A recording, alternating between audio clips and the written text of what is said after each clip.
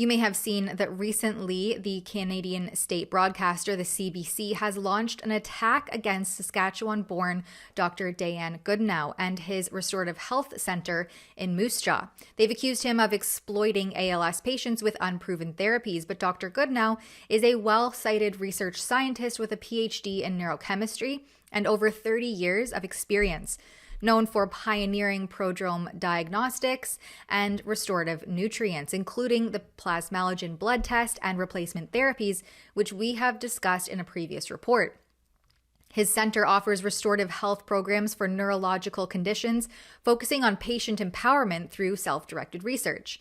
The Saskatchewan NDP and ALS Society can have none of this, and they've called for an investigation into his clinic.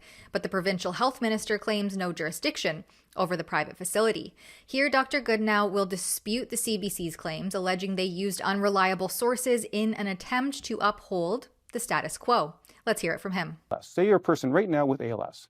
You can go online, you can look at it's a horrible, horrible, horrible disease. No one's going to deny it's probably the worst of all the worst, because it takes a healthy, functioning human being in the prime of their life, doesn't care if you're in a good marriage, doesn't care if you have a good job, doesn't care anything, okay? And it's going to kill you in 3 to 5 years, okay? It's absolutely horrifying, okay? And so, but that's the time limit, 3 to 5 years. So ask the ALS Society, what reasonable drugs are going to be available to me in the next 3 to 5 years of my life? I have riluzole and I have radicava. What do you want me to do? Okay? Don't do anything. Just, we'll follow your death. We'll hold your hand while you die. But please, please, don't think for yourself. Don't try something new. Don't do anything. Don't do any research. Okay? And if you were to do such a thing, okay, we're going to penalize you for actually trying to save your own life. That, to me, is the worst type of exploitation possible. I think it's a human right. People should have financial information to make informed financial decisions. You should be able to get medical information to get informed medical decisions. You should get nutritional information to make informed nutritional decisions. Okay, that is just plain common sense. Okay, the more informed the population is with vetable data that can actually be debated, okay, and my door is wide open. Okay, I will talk to any neurologist. I have 3,000 doctors. I train, like the neurologist that treats the U.S. soccer team. The former head of Cedars-Sinai cardiology is one of my doctors. Like, for them to think that we don't have sophisticated doctors in our network, and those people pay me large sums of money to actually get trained by me to treat their patients, okay? And they're kind of trying to make this weird sense that I'm trying to present myself as a doctor, okay, a medical practitioner. Okay, I'm a research scientist, okay? No one can ever misconstrue me as a physician, okay? Like, I teach research. I teach advanced technology, and my job is to bring advanced technology to these doctors and give them technology they don't normally have access to. That's my job, and everyone understands that. People doesn't, a client doesn't come to my facility, okay, to get medical care, because they already have a doctor. Okay, I don't need to diagnose ALS. They already know they have ALS. They're seeing a neurologist. They're seeing their regular primary physician, right? So they don't need medical care, okay, from me. They already have it, okay? And we don't want to replace traditional medical care. And I think there is a lot of good in traditional medical care, okay, that we don't want to throw out the good stuff. But we as a people, okay, we should be able to take more control over our personal health and actually contribute. Okay, if we actually can get community programs and actually understand that we can actually be a part of the solution, then it's better for everybody. Dr. Goodenow says that his mission is to help patients who are mostly dismissed by the mainstream medical system. His network includes 3,000 doctors and 10,000 clients globally using supplements and a self-directed research model.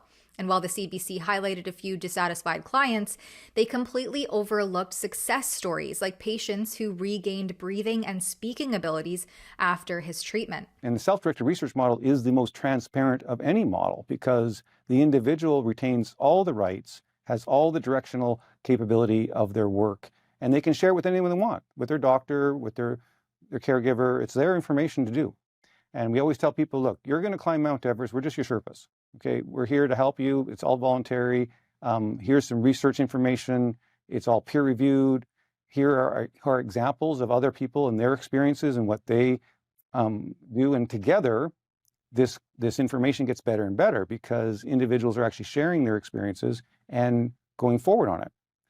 And what's important is that we're using things that are just completely commercially available. Dr. Goodenough's clinic provides structured programs with supplements, nutrition, and biochemical engineering to restore cellular health, tracking progress with objective evidence like MRIs and blood work. Unlike costly ALS Society drugs that run upwards of tens of thousands of dollars a month, which he says offer minimal benefit, the costs of which are also hidden under Canada's free healthcare system, Goodenough's approach uses peer-reviewed therapies like plasmalogen replacement. The CBC labels all of this as snake oil, accusing him of peddling false hope, despite Goodenough's website clarifying that this is not a cure, but rather support for science-backed tools that may improve quality of life. Yet the CBC continues with their biased narrative. Well, the original CBC article was very, very suspicious from the very beginning, because I think he had it completely prepared, just like the press conference. So he actually sent me a notice on LinkedIn, hey, can you comment on this? Like, I'm a very accessible person. Like, my email is everywhere on my website. So he was hoping that I wouldn't pick it up on LinkedIn so he could run the article and say, I reached out for Dr. Goodenough for comment, but no comment came in. So when Goodenough responded demanding a video interview, CBC was essentially forced to comply, and yet he says the resulting article still twisted the truth. Then the Saskatchewan NDP jumped in using an ALS Society stunt in the legislature to try to demand the clinic's closure. This came oddly at the same time that the society was complaining about dwindling ice bucket challenge funds, hinting at a motive here to secure government cash by discrediting Goodenough's work. And Goodenough claims that the people and sources used throughout this hit piece and these hit pieces point to journalistic malfeasance. That is just beyond outrageous. It is the sources, look, the quality and the reputation of any information is based upon the person providing it. And the vetting of that information is critical. So this is where the CBC and this Jeff Leo, we're talking about complete journalistic malfeasance. Intentional malfeasance. There's a preconceived agenda that was selectively sought out and built upon. And it may have been part of this whole ALS NDP thing from the very beginning. I don't know who started what on this process, but their main source was clients. Now, if CBC wanted to be an actual news organization and actually be transparent, I had 3 full 1-hour interviews. He would never tell me who was going to be part of the story. I had no idea which sources, which clients. I said I'd be happy to talk with them. You know, I would expect CBC, if they were a reputable news organization and they were going to use a source as a source of information about their experience in some facility, they would ask that source, well, that's really interesting. Can you grant me, will you sign a release for me to talk to Dr. Goodenough and the center and to verify your allegations? None of that happened. No conversation, no nothing. We take detailed notes. We do scores. We do everything. We've got, that's what our job is, to track and evaluate the clients for them so they can see their own progress. It's our whole purpose of the facility, is to help people. So no, they didn't do that. Goodenough says to think of his private facility like a gym for cellular health. The provincial health minister has made it very clear this is a private business and facility outside of their jurisdiction. So why are the NDP and the ALS Society acting like it's a public health crisis with the help of our state broadcaster? Goodenough says that this is a blatant attempt at overreach, targeting a facility that's been operating legally for years. So naturally in steps Timothy Caulfield, who has been given millions of taxpayer dollars to counter supposed misinformation. He's a law professor, also on the public salary, at the University of Alberta, and called this all completely unproven, scientifically questionable therapy.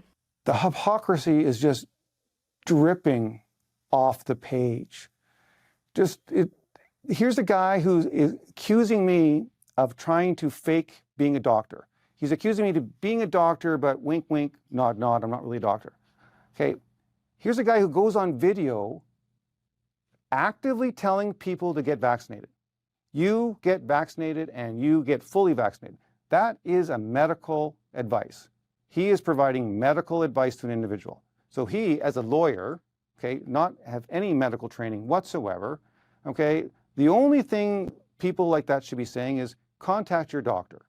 Okay, see if there's an approved vaccine, okay, which is fine, it's legal, if it's a legally approved product. You don't want to stop people from taking a vaccine if they want to take a vaccine, okay, but you shouldn't be telling them to take the vaccine or not. Their doctor should be telling them whether they should take a vaccine. Contact your healthcare professional, find out whether or not a vaccine is the right choice for you under your circumstances, because maybe it's not, maybe it is, I don't know. Okay, so I'm never doing that. I'm never saying, hey, you take this or you take that.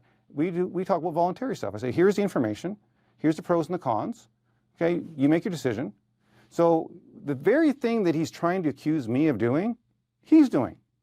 Okay, that's giving direct medical advice to individuals. So yeah, so the hypocrisy is just, palpable. Goodnow claims that the CBC and experts like Caulfield scare ALS patients from seeking alternatives, hyping clinical trials while ignoring case studies that drive real-world medicine. And hypocrisy is right. These are the same people, don't forget, that backed novel modified RNA therapies, injections, now demanding robust evidence for his safe supplements. This protects a system profiting from costly drugs, not patients. The CBC overlooks successes like Lisa, who regained eyesight after 30 years of legal blindness, and misrepresents others, like a litigious couple who improved at the clinic, then refused to leave. This kind of selective reporting robs ALS patients of not only hope, but also of agency. I am a taxpayer. Okay, healthcare is an impending financial doom for all of us. Okay, and if we can work together at the community level to improve health and actually reduce the burden on our healthcare system, okay? And we can actually start teaching individuals their own personal responsibility and that they have some empowerment, that they can actually do something and they actually going to feel better by doing these things and they actually get a real benefit from that. Okay, then the healthcare dollars are going to go down. The waiting lists are going to go down because there's going to be less people who need it. And so this concept that it's such an easy thing to do. It's logistically demanding because it deals with a whole bunch of people. And that's why the Moose Jaw Vitality Project was created, because I have 3,000 doctors, tens of thousands of people around the world on our programs and doing different things, and they're getting better. But they're scattered, right? You get 10 or 20 people in LA, you're never going to know the difference in the LA system. And the programs, by definition, okay, are relatively expensive. Most people in Moose Jaw would never be able to afford our services or products. Okay, so we say, why don't we take a community, which is my hometown, and it's a defined population group, 35, 40,000 people. And if we can build engagement and get actual individuals interested in their health and having fun with it and actually seeing real benefit with it, okay, can we actually see changes in this system? Can we see the incidence rates of autism plummet? All of a sudden, there's less children with autism because maternal health is improved and early childhood development health is improved. And all of a sudden, the dementia rates or the individuals that are getting dementia, they can stay at home longer and longer. These are simple epidemiological things. And if we can do that, we all benefit. Dr. Goodnow's approach seeks to rethink health and address neurodegenerative diseases with alternative solutions. But his treatments are expensive, especially when we're used to free healthcare. And anything that makes bold claims should be scrutinized and debated. While he highlights successes, not all outcomes are positive, but it's clear that the ALS Society and the NDP and the CBC are defending a struggling, stagnant system. Patients deserve diverse treatment options, and while Dr. Goodnow's clinic, like many other alternatives, have its shortcomings, dismissing innovation and their approaches stifles progress. For Rebel News, I'm Tamara Ugolini. The CBC has been caught in endless lies. They undermine democracy with an uninformed citizenry while pocketing $1.5 billion in taxpayer dollars. Help us hold them accountable and show you want the CBC to stop lying at cbclies.com. That's cbclies.com.